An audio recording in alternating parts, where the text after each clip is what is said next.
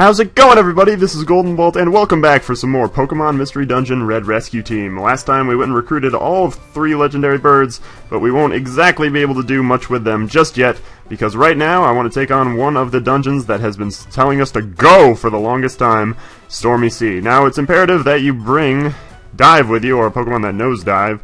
I decided not to teach it to GB, if you remember correctly. I have a Quinton with me, and hopefully, and I'm all stacked up on items, including 1 Reviver Seed, maybe we'll find another, and an Escape Orb in case things get real bad.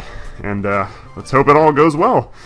Alright, and let's hope we leave Stormy Sea with a great big addition to our team. You'll see what I mean later. Alright, like the others, this will be sped up and post-commentated over. So, welcome to Stormy Sea, everybody. Let's get started. Alrighty, as I said, welcome to Stormy Sea. Stormy Sea is a 40-floor dungeon.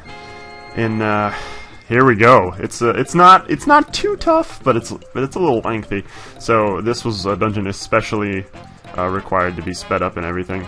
As you'll notice, the sidebar will switch between 2 different sections of wild Pokemon. You can find the first being up until, as you can see here. I throw the second part of wild Pokemon for, once we get to floor 18, but it's just kind of side information. I think it's kind of funny that the 40th episode of Pokemon Mystery Dungeon has our first 40-floor dungeon. Kind of a nice coincidence there. So Stormy Sea kind of is just, you know, since it was one of the first ones we ever unlocked in the aftergame, it's surprisingly simple in comparison to things like Fiery Field, which I still think is the hardest one we've done so far. And see how Quinton picked up that Pecha Berry? It's so awesome just how he picks that up and just like puts it immediately to use once we're in danger later on. You're also listening to Yoshi Star Galaxy from Super Mario Galaxy 2, if you hadn't been able to tell by the little custom annotation I put up. That's what that is. Yeah. Stormy Sea, it's, the Pokemon here are all water types, so Quinton is not the best person to bring, but hey, what would Team GoldenBolt be without our Quinton, am I right? Yes! I heard you from across your computer screens. You went, yes! We need our Quinton. And Quinton's like, yeah, GB! You're my friend, GB! I'll follow you to the friggin' ends of the earth, GB! It wouldn't be the same without him, though. I'll tell you that for sure. I don't really know what else to talk about here with Stormy Sea. It's pretty basic. For a upper-level dungeon, the rooms are very large and very close together. As you can see there, like, look at that. It does get a little harder as things do once you get into the second section. I also ran out of sticks. I didn't notice that I ran out of sticks, and I was like, so I'm stuck using gravel rocks, but, you know, whatever. You work with what you got, as they say, I guess. Do they say that? No. They meaning me, I suppose. Now, clearing through Stormy Sea is, detrimental, I suppose. Look at that brutality! To getting to the thing I recruited the legendaries for, which is actually what we'll be doing next. And then we'll be getting to some, after that, I plan on going into some actual, bringing back the original story from, the beginning of Mystery Dungeon. I plan on doing that.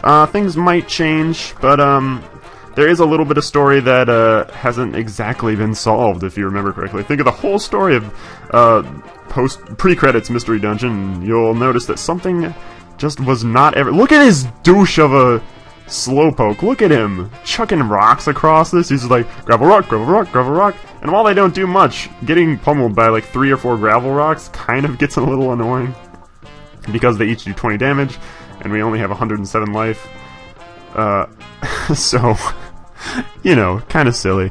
I think I brought up the next LP in the last episode. It might have been the last episode. I've recorded a lot of these in bulk, so it's hard to remember exactly what I was talking about in which episode, because, you know, with schoolwork and all that, I have to plan ahead. And to maintain a good upload schedule, I need to make sure I'm on top of things. Oh, ideally I probably should have switched the thing there, but there it is. You can now see part 2. If you'd like to rewind and see the Pokemon that can be found on previous floors, you can do that too. Spiels are still found here. And look, Quinton froze! Haha! Aw, we didn't get rid of him. As I was just praising how good it is to have him with us. I don't know. I can't make up my mind. Anyway, I was surprised on how quickly I got through this, actually. It is long, as I said, but I did a pretty good job at getting through quick enough. It was only, where it's shortened to about, 13 minutes or so. The initial recording, was about little under a half an hour, if I remember correctly. So yeah. It's cool to get these one dungeon per episode at a time. I think it's fitting because, well, later on, of course, we're gonna have to do multiple episodes per dungeon again, like we did before. But, I don't know, I like this, and you can also hear some of my personal favorite tastes in video game music, and of course, you're always welcome to request a song if you'd like. I'm taking requests for the next LP, as I said in my announcement with the TGN partnership video. But I have some in mind personally that I'd like to cover, Let's Play-wise. There are a couple on my shelf right over there that I'm looking at that I have up for, to make the cut or not. That's kind of how I decide on my next LP. I lay out a couple, and then I lay out a couple games in front of me and decide which would be best to entertain you guys. It was funny because when I did that with Mystery Dungeon, I was like, I really want to play it, but I just don't think it's gonna hit well. And then, man, if you look at that first video, like, almost 20,000 views on episode 1. It's hard to believe that that's a thing, but man, it is. If you look back at that video, almost 20,000, maybe like 18. I don't know. It's been a while since I last looked, but I was impressed to see that, and I was pretty happy about it. But yeah, I laid Mystery Dungeon down alongside of. I'm not going to say some of the others because some others I'm considering playing for the next game. But I laid it down on my desk next to the others and just kind of stared at them and picked them out, and I was just like, which one should I be doing? And I really wanted to play Mystery Dungeon, but I went, I really don't know how that's gonna, how I'm gonna be able to structure that, seeing how dungeons are and everything, and especially the after game. The after game was killer. It was tough for me to decide whether or not to do it at the beginning. Not the break, of course, was not exactly what I was planning on considering the after game. But when I first did it, I was like, I really don't know. Most LPers don't do the after game. So I figured, if most of them don't, why don't I give it a shot? And that way I'll have cleared through every single possible dungeon in here. I played through I think I played through Blue Rescue Team on the DS the first time, and I only had played through Red and Blue Rescue Team 2 other times beforehand, 100% completing it only one other time. So and that was the last time I did it, so it was kind of fresh in my mind a little bit on how to do everything, but still, the after game is what stuck out least in my head because of how, intriguing and just really awesome the storyline is. While I won't do it next, I will have you know that the sequel to this game, the DS one, either, I won't specify which one either, Darkness, Time, and Sky, Explorers of Darkness, Time, or Sky, is on possibly my list for another LP. Sadly, GB won't be able to make his return because there's no option to be a side-up. But, it's okay. We wouldn't want to have the same people again. It'd be like, it's like in Final Fantasy when they have different main characters for every game. Speaking of Final Fantasy, Lightning Returns comes out tomorrow, and that's pretty exciting. If you remember back when Final Fantasy 13-2 came out, I did a live stream when it was kind of new, and I was thinking about doing that for Lightning Returns, but I don't know. I'm just like, I really just kind of want to sit and play it, especially because I don't have class. When's this will come out on Monday, so I don't have class tomorrow, I suppose. So, and that's when Lightning Returns comes out. So I kind of want to sit and mess around playing that game because it seems like a lot of fun. It seems like they're pushing Final Fantasy in the direction I had hoped they'd taken, not, final hallway, as they say, considering the first Final Fantasy 13, because, man, it was just point A to point B. Ugh. I also still can't find my gosh dang Xenoblade disc, man. I've looked all over, and it's just not here. I really want to play it. After I've, seen gameplay footage of it and talked with people about it, I'm, really pumped to play it, and I can't find it anywhere. It's maddening. I don't want to go out and buy another copy, because I know I have one. And, it's lying around somewhere, and I just don't know where. But I'm very, very much want to play Xenoblade. Look at this Seadra. That Seadra is a king, man. Not quite, because he's not a Kingdra. I was almost about to make a joke about him being a Kingdra, but then I realized, oh wait, that's a Pokemon. I can't do that. Oh, that joke didn't... I'm like wagging my finger in the air right now. I always like to tell you guys for some reason what I'm doing outside of recording visually. If only I decided to do face cam. What am I talking about? I don't want to do face cam. Jeez. I thought about it before, but I was just like, nah. I never found it super appealing because, like, then you have to, I don't know, it's just not something I find like a thing I want to do, I suppose. It doesn't seem cool to me. Even though it clearly works for some people, like PewDiePie or whatever. Whatever. I don't know how that guy is as popular as he is. But who knows? That's another story. Who is it? Game Theory knows how they got popular. There's a whole video on how PewDiePie conquered YouTube. But time to stop referring to other YouTubers in my videos, because I'm a professional. No, I'm not. Because that's what makes you professional. I don't know what I'm talking about anymore. I'm just excited to get to the end of Stormy Sea, aren't you? Because something lays at the end for us, and hopefully we'll recruit it. Hopefully. I hope so. I know the outcome. I won't spoil it for you, but I already know the outcome. So, oh my god, did you see that Seadra? I'm glad I caught that, because I remember playing that, and I was, like, dying laughing when I was playing through that. He murdered that other Seadra to get at us.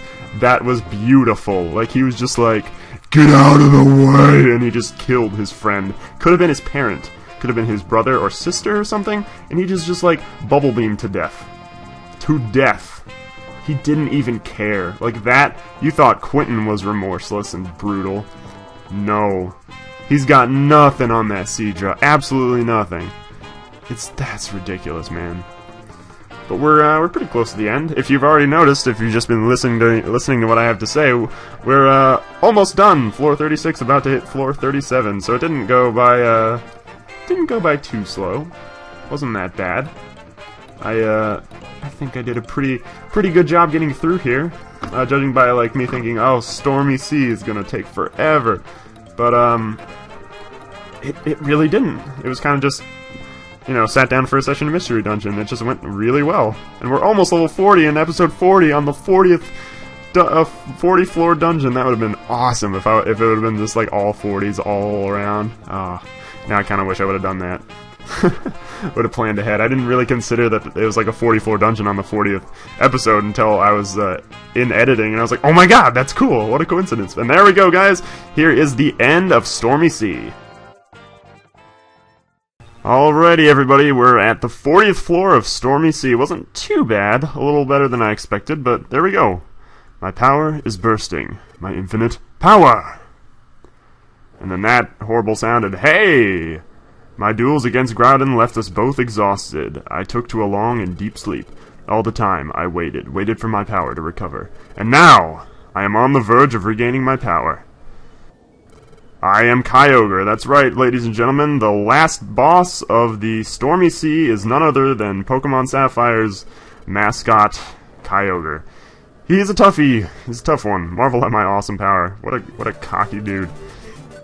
Alright, he's not the easiest in the world. He's not of an extremely high level, but if I didn't have Disable or things like that, he would not be easy. Let's see how much Surf... Oh, well, Surf's still doing a lot. I wish Quentin would do more than just, like, default hit him. Come on, set him on fire. Why's he gotta know? Now, Kyogre has a 50% recruitment rate. So there's a 50-50 chance that I'll get him.